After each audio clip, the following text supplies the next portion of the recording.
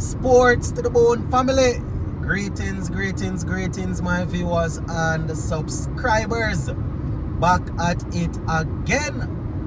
So, while I am on the road here, I just want to talk to you all while I'm driving, right? So, we saw some information coming out. Sunil Narine confirming that he will not be a part of the West Indies squad for this upcoming T20 World Cup. Gonna talk about that.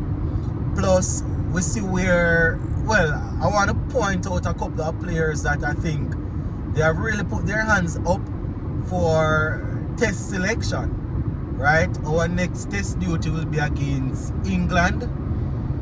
And, a couple of players, we see that they have at least put their names in the hat for when the selectors are actually looking to select. So we're going to reason a little bit. Just give a listening ear. Let me know what you all think. If you are new to the platform and you have not yet subscribed, go ahead and subscribe. This is where you get all your cricketing updates, your latest news, reviews, analysis that is not biased, analysis that will definitely lead you in a direction to think and to wonder and ponder. So consider subscribing. Alright. Sunil Narine, my viewers and subscribers, I was reading on the ESPN Cricket Info website, and an article was speaking about the interview that Samuel Badri had with Sunil Narine. As we know, Badri is over there in the IPL commentating, and he asked Sunil Narine, whether or not he's going to return to the West Indies team for the upcoming World Cup, if he's going to be a part of that squad. And Sunil Narine basically said that he will be watching from home, right? So man said that he will be watching from home.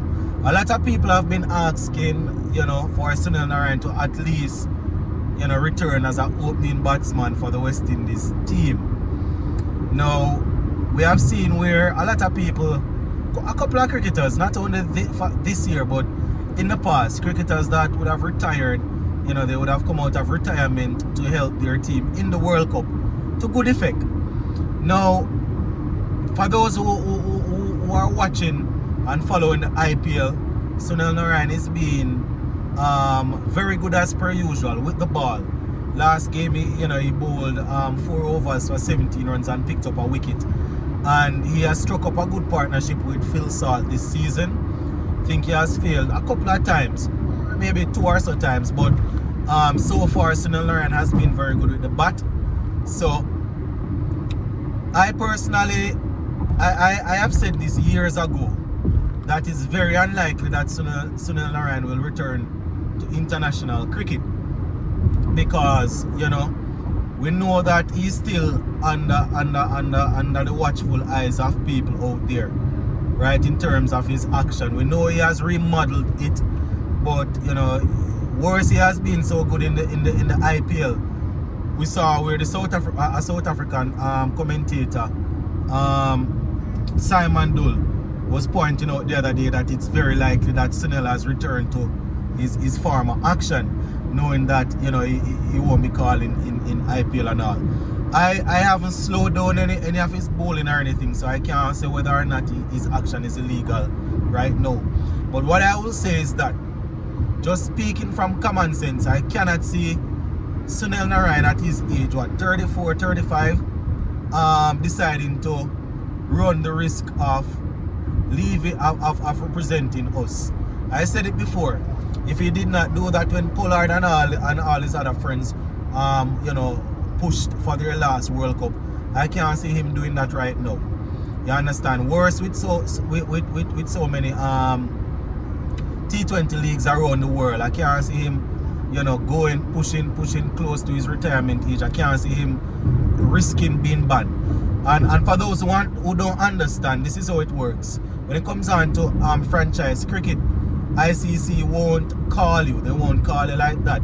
If your action is obvious that you're obviously illegal, probably people in these franchise leagues will take a look at it. But you know, ICC won't step in.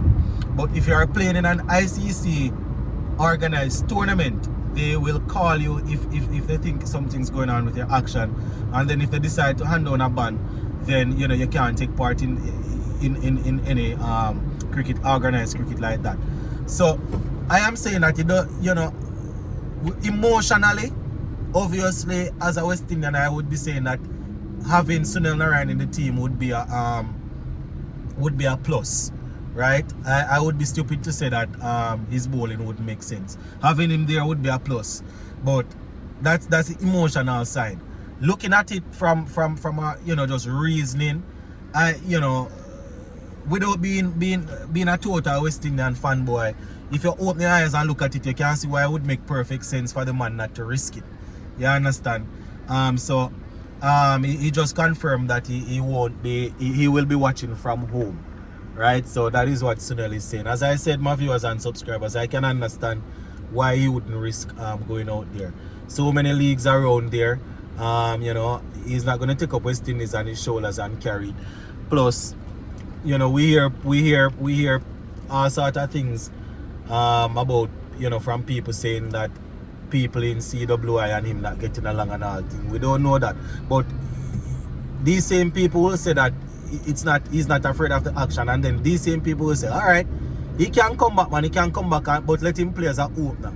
So if they are saying that he's not afraid of coming back for his action, why would you be saying let him come back as an opener then? We would want him because he's good at bowling also.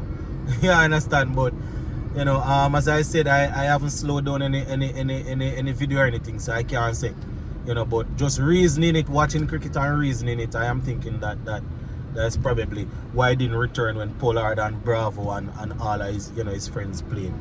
But yeah, so that is the confirmation, my viewers and subscribers. Sunil Narine not returning. We see people like Mohamed Amir deciding to return for Pakistan. Well, you know, he was on that lengthy ban, made his return, playing franchise cricket, doing well, and he's a part of the camp now that they have going on, that you know, trying to get the players in shape and things. So he's there.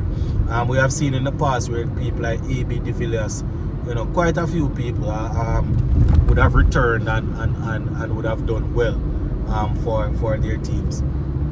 So, you know, let us see how that will go. I don't know if anybody going to be able to convince him to give it a go. So that is it for the T20 part of the video.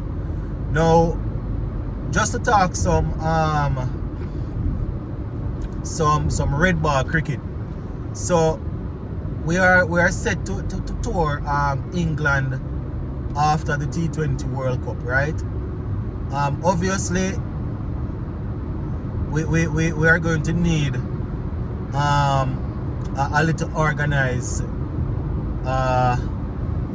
tournament or something, you know, to look at the players before we go to England.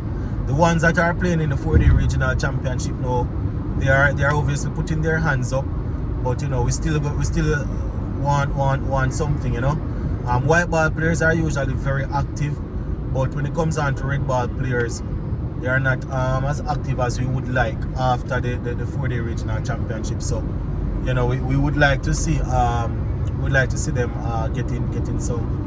I don't know if it's a best versus best or whatever. You know, something to look at the players again. A couple of the players that are not available now will probably want to play. So you know, you can have something organized where you can look at them. Now, the 4-day regional championship that is going on. The 4-day regional championship that is going on. There are a couple of players that, you know, they are doing some good work. You understand? That we need to think of. Casey Carty. For the life of me, I cannot understand why the selectors refuse to put him in the test squad. I mean, he has got an opportunity before.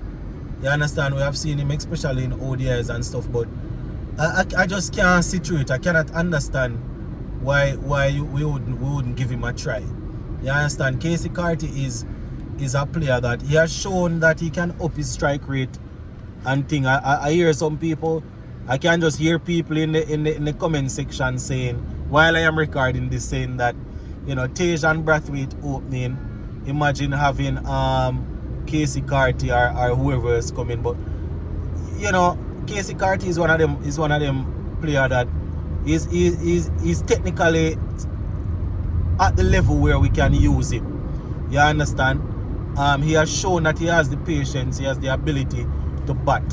You know, I've been saying this from, I think, 2020 or 2021. I don't remember when England came to the Caribbean. I think they were even playing in Jamaica, and he was playing a reserve England team. But you know, they had a couple of their bowlers there, and he got I think about 2.5 centuries, or a half century, and a 47 or 48.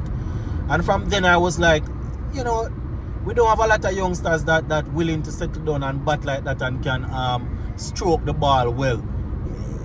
We shouldn't be you know, letting these guys become, you know, like they are getting fed up.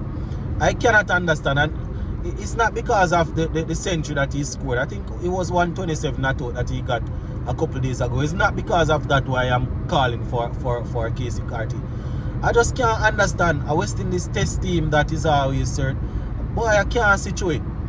You know, I know that they're not going to always be able to play all of the youngsters once, but I can't understand. Casey Carty has been around for a while. As I said, you know, he has shown that he has the ability. So this is a man that I think we need to look at. You know, the problem in the past was that in Test cricket, you know, we're always trying to play 3-4 all-rounders.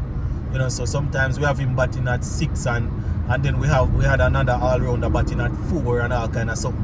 But if we're looking if we're looking at putting together a good test team, I always say that find 6 batsmen or 6 batsmen, one all-rounder you keep on bowlers and let them learn and let them play together.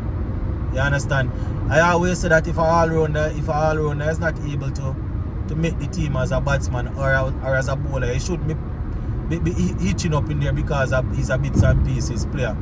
But you know, then again, I always try to look on the flip side and say, boy, sometimes these all-rounder, they outperform the quote-unquote specialist batsmen and the quote-unquote specialist bowlers in our regional tournaments. So that's how they end up playing. Like when we had Raymond Reefer, just to use an example.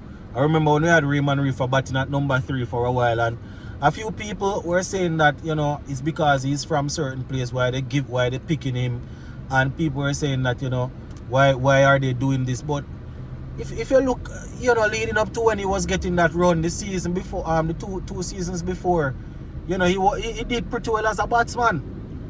One might say, listen, this man not going to be the future number 3. But at the same time, Barbados used him there for a couple of seasons. He did okay. So based on the selecting criteria, you know, that's why he got the look in. So I can understand him as an all-rounder there. But I think we need to get the model where we have 6 or 5 specialist batsmen, your all-rounder, wicket-keeper, and then the bowlers. You understand? To play. But guys like these, man, you have to find a place for them. That's where you're going to grow. You know, these are the best youngsters we have in the region. The Casey Carty, the Alec Artanes, the Mackenzies, and these guys. You know, couple other younger guys coming through. People like Kevlan Anderson, and you know, we see a couple of wicket keepers doing their thing also. You know, that we can put in the mix. But we have to try and keep them together, keep the group together. But yeah, man, back to the Casey Carty thing.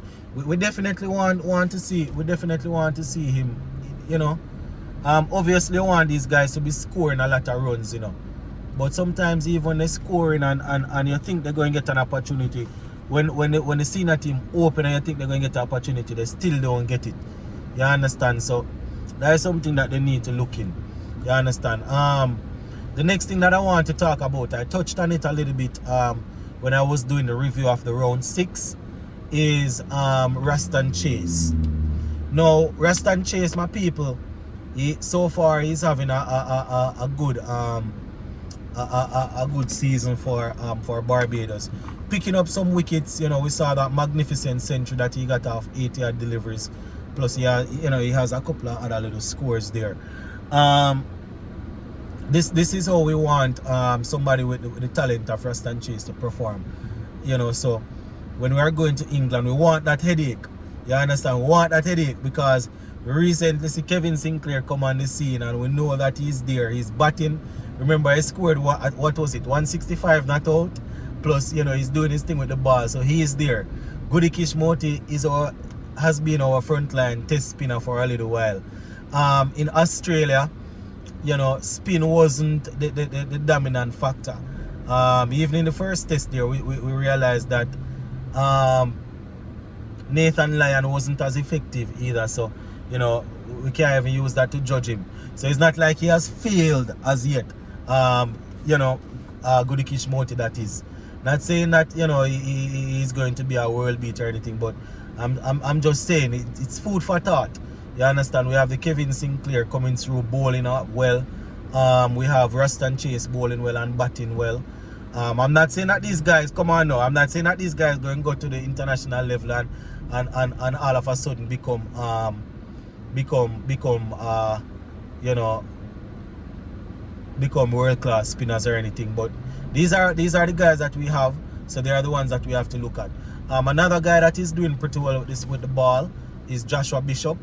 I think he has had one half century also this season, but with the ball he's doing very well. Joshua Bishop, my people, you know, taking a couple of four-fers, taking some I can't remember 2 4-fers. He has a couple of instances where he took a 3 wickets and things. So he's another one that we can look at also. You understand? Joshua Bishop coming through there. So yeah, it's going to be very interesting the next time we see the selectors selecting a test team. You know, where the batting is concerned, we finally got some runs from Tej Narine Shandopal the other day. You know, he got what? I think he got a century. We saw a century from him in, I think it was in round 5, not round 6. We saw a century from him, and you know, we are still monitoring the opener from Leeward Islands. I think his first name is Michael Louis. He had back-to-back centuries. I think it was in round 5 that he scored back-to-back centuries. Backside a trainer pass, Jesus. Sorry, people. So hold up my time, I know. Yeah, back-to-back centuries from him in round 5, and you know, we are hoping that he wasn't too fruitful in round 6. So we're hoping that he will get some runs in round 7 so they can look at him. Zachary McCaskey, another player that was in Australia the last series that we had, but you know, he didn't get any game. So far he's also doing his thing. So it's going to be interesting, my people. There are a lot of things that we need to talk about. I am going to see if I can make some time for us to have a live show. It's probably going to be a week evening or a Sunday where we can do a live show and just talk about the West Indies Championship, talk about the T20 World Cup, and iron out a couple of cricket related matters that we need to touch on. But yeah, that is basically it for this one, my people. Gonna leave it right here for now. Big up on yourself and stay safe. Bless.